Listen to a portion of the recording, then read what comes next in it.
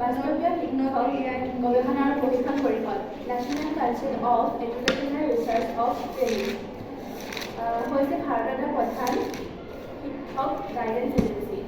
1961 চনত কেন্দ্ৰীয় শিক্ষা মন্ত্ৰালয়ৰ অধীনত এই পৰিষদ গঠন কৰা হয়। ইয়াৰ মূল উদ্দেশ্য হৈছে স্কুলীয়া শিক্ষা, শিক্ষকৰ শিক্ষা আৰু প্ৰশিক্ষণৰ ক্ষেত্ৰত পৰিকল্পনা, গৱেষণা আৰু মূল্যায়ন কৰা। NCERT-ৰ মূল কাৰ্যালয় নতুন দিল্লীত অৱস্থিত। NCERT-ৰ সাধাৰণ সমিতিখন জেনেৰেল বডি নিযুক্ত কৰা হৈছে ব্যক্তিসকললৈ গঠিত।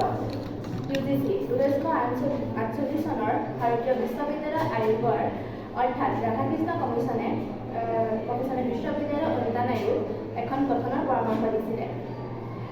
এই আয়োগখনৰ এগৰাকী সভাপতি আৰু 10 গৰাকী সদস্যই পৰিচালনা কৰিছিলে। SCERT অসমৰ গুৱাহাটীত 1985 চনৰ 29 মাৰ্চ তাৰিখে SCERT গঠন কৰা হয়। এই SCERT-ৰ দুটা ভাগ আছে: দেশৰ শিক্ষাৰ গুণগত মান উন্নয়ন কৰা আৰু উন্নয়ন কৰা উদ্দেশ্যই 1979 চনৰ 5 জানুৱাৰীত এই পৰিষদ গঠন হয়। NCET 1974 চনৰ মাৰ্চ মাহত NCERT গঠন হৈছিলে। এই পৰিষদৰ বহুতো মুখ্য কাম আছে। ডাইট বৰ্তমান প্ৰতিখন জিলাতে দুখনকৈ ডাইট আছে। অসমত মুঠ 19খন ডাইট বিভিন্ন জিলাত স্থাপন কৰা হৈছে। আমাৰ দেশত সৰ্বমুঠ 500খন ডাইট আৰু 357খন ডাইট কাৰ্যক্ষম কৰা হৈছে। সেমিনাৰ কাকতখনৰ পদ্ধতি। উক্ত সেমিনাৰ কাকতখন প্ৰস্তুত কৰোঁতে বিভিন্ন ধৰণৰ উৎসৰ সহায় লোৱা হৈছে। তাৰ ভিতৰত গৌণ উৎসৰ পৰিমাণ অধিক গুৰুত্ব। সেমিনাৰ কাকতখন প্ৰস্তুত কৰোঁতে একাদশ শ্ৰেণীৰ শিক্ষা নামৰ পাঠ্যপুথিৰ পৰা সহায় লোৱা হৈছে। লগতে বিভিন্ন ধৰণৰ ৱেবছাইট, আৰ্টিকল আৰু জাৰ্নেল আদিৰ পৰা সহায় লোৱা হৈছে।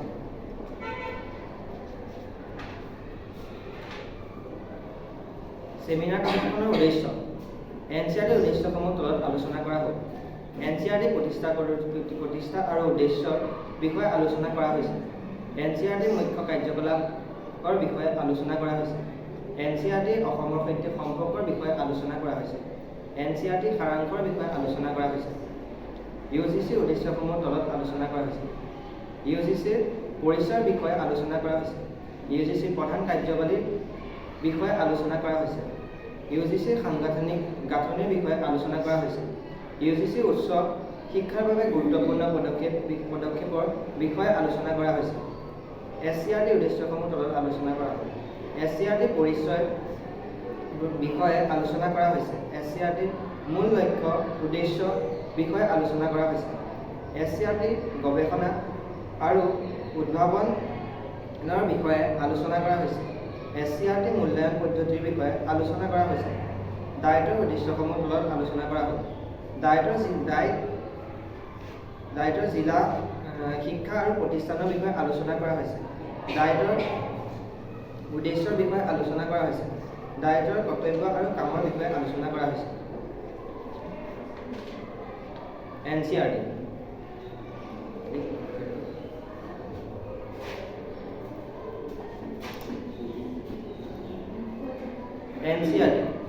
NCERT সম্পূৰ্ণ ইংৰাজী নাম হ'ল national council of education research and training. অসমীয়াত ইয়াক ৰাষ্ট্ৰীয় শৈক্ষিক অনুসন্ধান আৰু প্ৰশিক্ষণ পৰিষদ বুলি কোৱা হয়। NCERT প্ৰতিষ্ঠা আৰু উদ্দেশ্য। ভাৰত চৰকাৰৰ শিক্ষা মন্ত্ৰালয়ৰ অধীনত 1965 চনৰ 1 ছেপ্টেম্বৰ তাৰিখে NCERT প্ৰতিষ্ঠা কৰা হৈছিল। ই এক স্বায়ত্তশাসিত সংস্থা, যাৰ মুখ্য কাৰ্যালয় নতুন দিল্লীৰ শ্ৰী অৰবিন্দ মাৰ্গত অৱস্থিত। পাঠ্যক্ৰমসমূহ যে সময়ৰ লগত খাপ খোৱাকৈ যে পাঠ্যক্ৰমসমূহ উন্নতি সাধন কৰিবলৈ পৰামৰ্শ দিয়ে। সাংগঠনিক UGC মুখ্য কাৰ্যালয় নতুন দিল্লীত অৱস্থিত আৰু ইয়াৰ বাহিৰেও কাম কাজৰ সুচাৰুৰূপে পৰিচালনাৰ বাবে ভাৰতৰ 6টা স্থানত আঞ্চলিক কেন্দ্ৰ আছে, যেনেকৈ পুনে, ভোপাল, কলিকতা, হায়দৰাবাদ, গুৱাহাটী, বেংগালুৰু আদি ঠাইত উপস্থিত যে উচ্চ শিক্ষাৰ বাবে গুৰুত্বপূৰ্ণ পদক্ষেপ। NAAC মূল্যায়ন যে বিশ্ববিদ্যালয় আৰু মহাবিদ্যালয়ৰ গুণগত মানৰ ওপৰত ভিত্তি কৰি গ্ৰেড প্ৰদান কৰা। ডিজিটেল লাৰ্ণিং স্বয়ং আৰু ইপিজ যে পাঠশালাৰ দৰে অনলাইন প্লেটফৰ্মৰ জৰিয়তে ডিজিটেল শিক্ষা প্ৰসাৰ কৰে। তাৰপৰা NEP 2020 ৰূপায়ণ যে ৰাষ্ট্ৰীয় শিক্ষাৰ নীতি 2020 চনৰ পৰা নিৰ্দেশনাসমূহ কাৰ্যকৰী কৰাত মুখ্য ভূমিকা পালন কৰা হৈছে।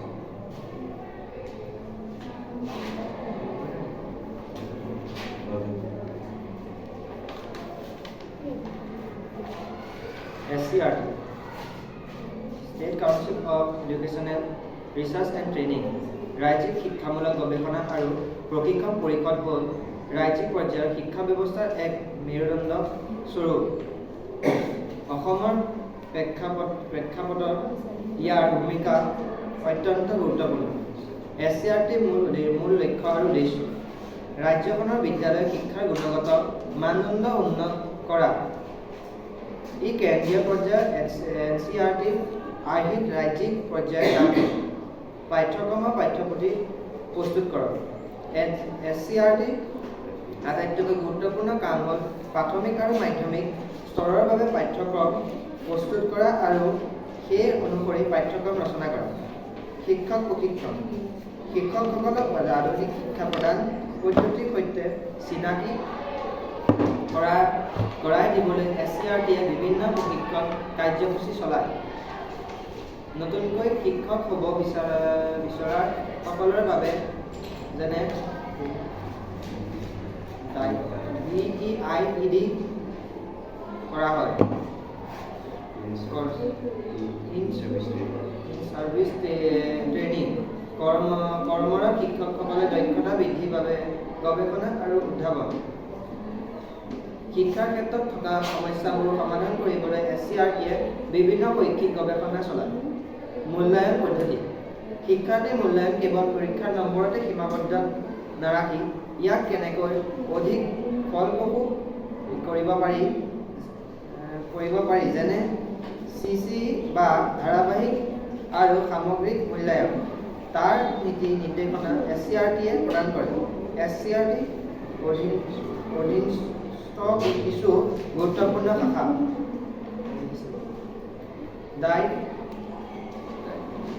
District institute of education and training জিলা পৰ্যায়ৰ শিক্ষক প্ৰশিক্ষণৰ দায়িত্ব লয়। CT college of teacher education মাধ্যমিক স্তৰৰ শিক্ষকৰ প্ৰশিক্ষণ কেন্দ্ৰ। IASC institute of advance studies in education উচ্চস্তৰীয় শিক্ষা গৱেষণা কেন্দ্ৰ। মুখ্য কাৰ্যালয় অসমৰ SCRT মুখ্য কাৰ্যালয় গুৱাহাটী কাহিলীপাৰত অৱস্থিত।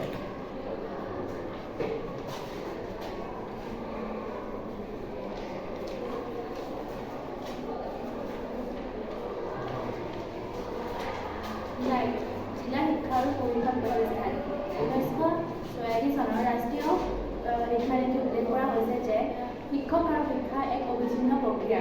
বৰ্তমান প্ৰতিখন জিলাতে এখনকৈ ডাইট আছে।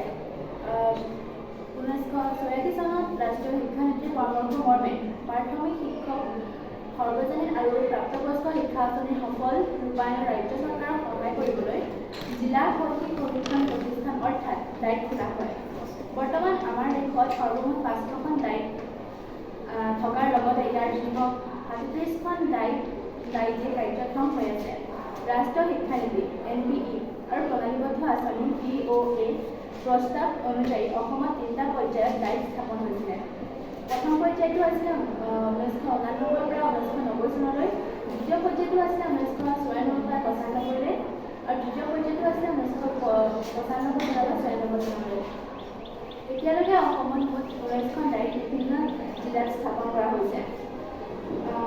ডাইটৰ মুঠ 7টা শাখা আছে। সেইকেইটা হৈছে প্ৰাক চাকৰিকালীন শিক্ষকৰ শিক্ষা, কৰ্ম অভিজ্ঞতা শাখা, প্ৰাপ্তবয়স্ক আৰু অনানুষ্ঠানিক শিক্ষাৰ বাবে জিলা সম্পদ আহৰণ গোট, চাকৰিকালীন অনুষ্ঠান, ক্ষেত্ৰভিত্তিক আলোচনা আৰু বিনিময় উদ্ভাৱন শাখা, পাঠ্যক্ৰম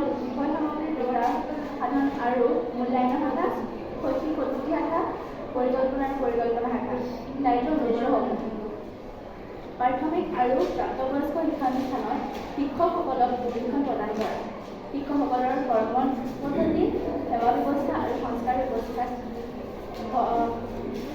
ব্যৱস্থাৰ উন্নতি সাধন।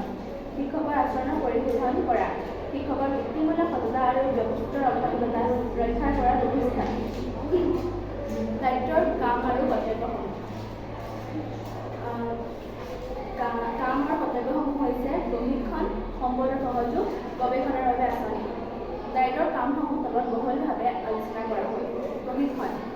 ব্যক্তিসকলক দায়িত্বে প্ৰশিক্ষণ দিব লাগিব, যেনে চাকৰিকালীন আৰু প্ৰাক চাকৰিকালীন প্ৰাথমিক শিক্ষকসকল, প্ৰধান শিক্ষক, স্কুল কমপ্লেক্সৰ প্ৰধান ব্যক্তি আৰু খণ্ড পৰ্যায়ৰ বিষয়াসকল, ডিষ্ট্ৰিক্ট বৰ্ড অৱ এডুকেশ্যনৰ সদস্যসকল, গ্ৰাম্য শিক্ষাৰ কমিটিৰ সদস্য, শিক্ষাৰ বাবে কাম কৰিব বিচৰা সামাজিক নেতা, যুৱক, অন্যান্য স্বেচ্ছাসেৱক। সম্পদৰ সহযোগ। দায়িত্বে প্ৰাথমিক আৰু প্ৰাপ্তবয়স্কৰ বাবে শিক্ষা পদ্ধতিৰ তলত উল্লেখ কৰাৰ ক্ষেত্ৰত শিক্ষামূলক আৰু সম্পদ সহযোগ আগবঢ়ায়।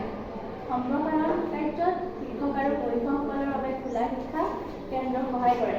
প্ৰাথমিক শিক্ষা, প্ৰাপ্তবয়স্ক শিক্ষা আৰু অৱদানগত শিক্ষাৰ বাবে কাম কৰা কেন্দ্ৰসমূহ। গৱেষণাৰ বাবে আঁচনি গ্ৰহণ। জিলাসমূহে প্ৰাথমিক শিক্ষা আৰু প্ৰাপ্তবয়স্ক শিক্ষাৰ ক্ষেত্ৰত সন্মুখীন হোৱা সমস্যা সমাধান কৰিবলৈ দায়িত্বে এই ক্ষেত্ৰত গৱেষণাৰ বাবে আঁচনি প্ৰস্তুত কৰিব। প্ৰাথমিক আৰু প্ৰাপ্তবয়স্ক শিক্ষকৰ গুণগত মানদণ্ড উন্নয়নৰ ক্ষেত্ৰত দায়িত্বে বিশেষভাৱে গুৰুত্ব প্ৰদান কৰে।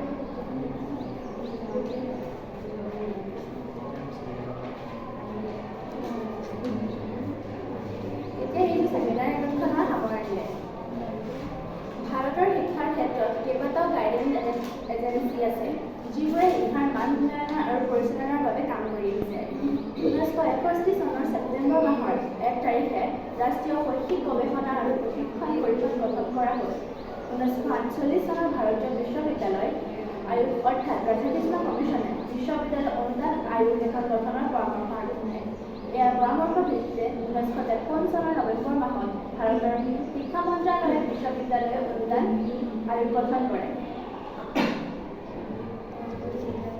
SCRT বহুতো বিভাগৰ মুখ্য কাম আছে। NCTE বহুতো মুখ্য কাম আছে। লগতে 1976 চনৰ মাৰ্চ মাহত এই পৰিষদ গঠন হৈছিলে। 1985 চনৰ মাৰ্চ মাহত এই পৰিষদ গঠন হয়। 1986 চনৰ ৰাষ্ট্ৰীয় শিক্ষাৰ নীতি পৰামৰ্শ মৰ্মে প্ৰাথমিক শিক্ষা সৰ্বজনীনকৰণ আৰু প্ৰাপ্তবয়স্ক শিক্ষা আঁচনিৰ সফল ৰূপায়ণত ৰাজ্য চৰকাৰক সহায় কৰিবলৈ জিলা শৈক্ষিক পৰিষদ প্ৰতিষ্ঠান খোলা হয়। আৰু এতিয়া আপোনালোকৰ কিবা সুধিব লগা আছে?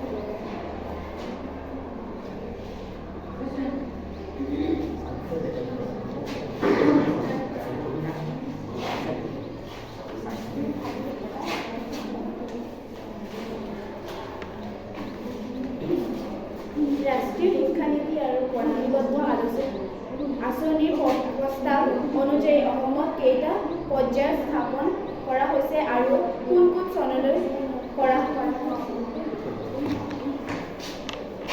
3টা পৰ্যায়লৈ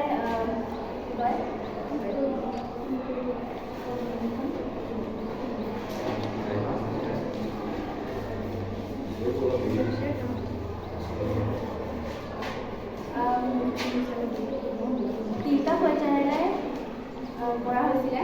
প্ৰথম পৰ্যায় আছিলে 1989 চনৰ পৰা 90 চনলৈ, দ্বিতীয় পৰ্যায়টো আছিলে 1994 চনৰ পৰা 95 চনলৈ আৰু তৃতীয় পৰ্যায়টো হ'ল 1995 চনৰ পৰা 96 চনলৈ। কেন্দ্ৰীয় মানৱ সম্পদ উন্নয়ন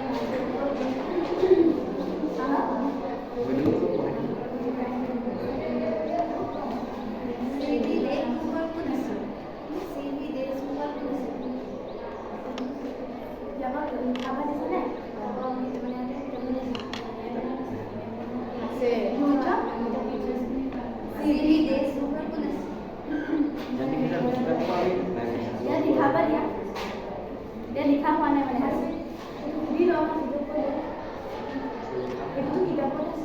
কিতাপত আছে, ইয়াত লিখা নাই। যিয়ে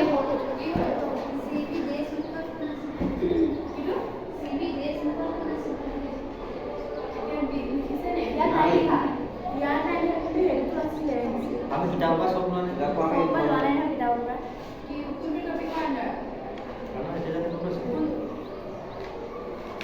মেইন টপিক কোনটো?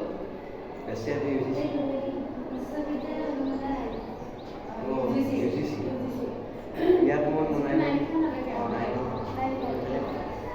সেইকাৰণে প্ৰেজেণ্টেশ্যনটো শুনিব লাগে কি কি কৈছে UGC ভিতৰত মানে তাৰ আমি গুৱাহাটীৰ ভিতৰৰ পৰা দিব লাগিব য'ত আছে ইয়াত নতুনটো আছে তাৰ কেন্দ্ৰীয় মানৱ সম্পদ উন্নয়ন মন্ত্ৰীসভা কেন্দ্ৰীয় মানৱ সম্পদ উন্নয়ন মন্ত্ৰীসভা এইখিনি লিখিছেনে নাই? নাই লিখা তোমালোকে ক'ব উলিয়াইছে আমি বেছি ইয়াত আমাৰ ইয়াত নাই প্ৰেজেণ্টেশ্যন শুনি প্ৰেজেণ্টেশ্যন চলটা শুনিব লাগিছিলে। আমি যোৱাবাৰ দিব লাগিব ডাইৰেক্টৰ কথাটো কি গাইডৰ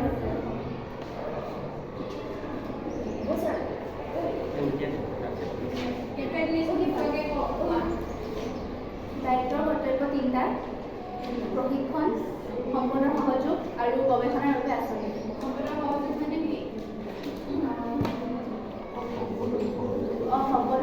মানে হৈছে দায়িত্বে প্ৰাথমিক আৰু প্ৰাপ্তবয়স্কৰ বাবে শিক্ষামূলক আৰু সম্পূৰ্ণ সহযোগ আগবঢ়ায় যেনে সম্প্ৰসাৰণ কাৰ্যত শিক্ষক আৰু প্ৰশিক্ষকসকলৰ বাবে খোলা শিক্ষা কেন্দ্ৰত সহায় কৰে প্ৰাথমিক শিক্ষা প্ৰাপ্তবয়স্ক শিক্ষা আৰু অগতানুগতিক শিক্ষাৰ বাবে কাম কৰা কেন্দ্ৰসমূহ NCERT মুখ্য কামসমূহ NCERT মুখ্য কামসমূহ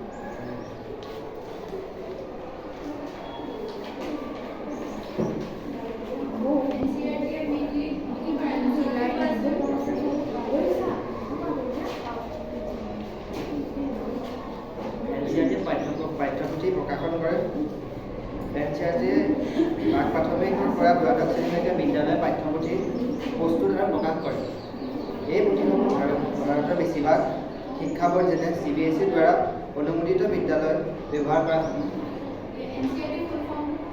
national council education research and training council of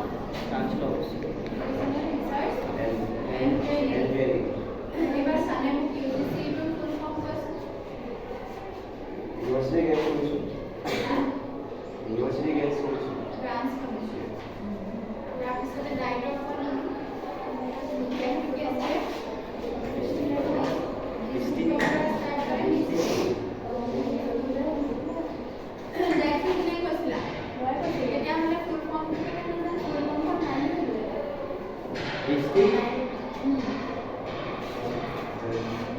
Institute of Training, Education Training.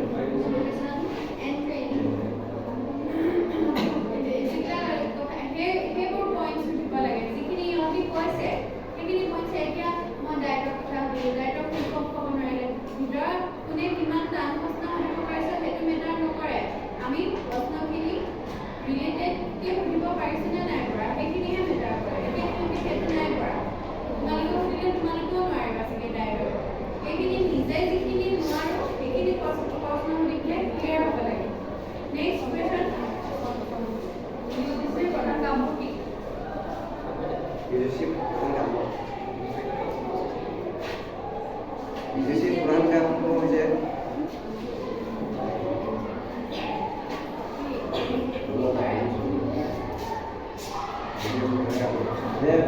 বিশ্ববিদ্যালয় মানে বিশ্ববিদ্যালয় বুলি মানে এই প্ৰদান কৰাটো যে এখন শিক্ষানুষ্ঠান বিশ্ববিদ্যালয় অৰ্থাৎ বা মহাবিদ্যালয় ইছান মানে প্ৰাপ্ত কৰিবলৈ মানে হেৰি পাৰ্মিশ্যন দিব লাগে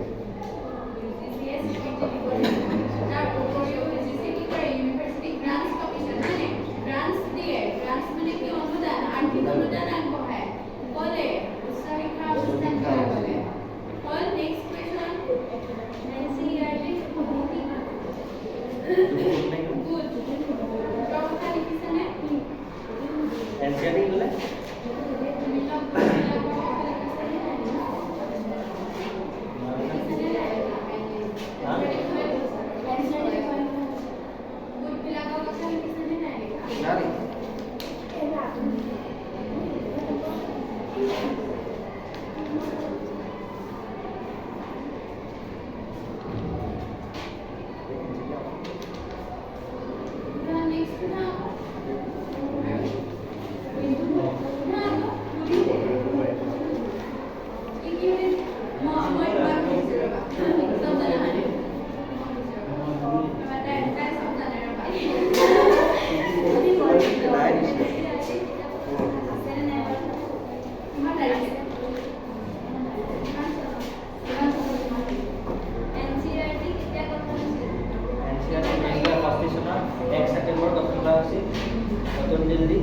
অৰবিন্দ মাৰ্গ বেদৰ পূৰ্ব হা বেদৰ পূৰ্ব SCRT মোবাইল মানে আছে এই কৰি Secretly মোবাইল মোবাইল সবকে আছে এসিআৰ পূৰ্ব State Council of Educational Research and Training SCRT পৰিচালক বিদায়ী গঠন এসিআর এইটো ইয়াত নাই নাই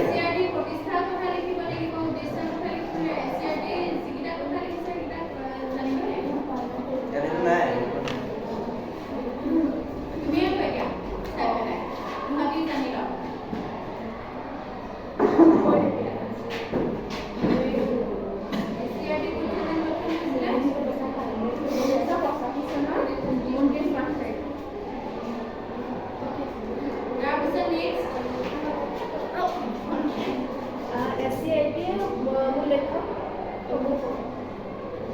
SCRT মূল লক্ষ্য হৈছে ৰাজ্যখনৰ বিদ্যালয় শিক্ষা গুণগত মানদণ্ড উন্নত কৰা আৰু ই কেন্দ্ৰীয় পৰ্যায়ত NCERT আহি ৰাজ্যিক পৰ্যায়ত কাম কৰা।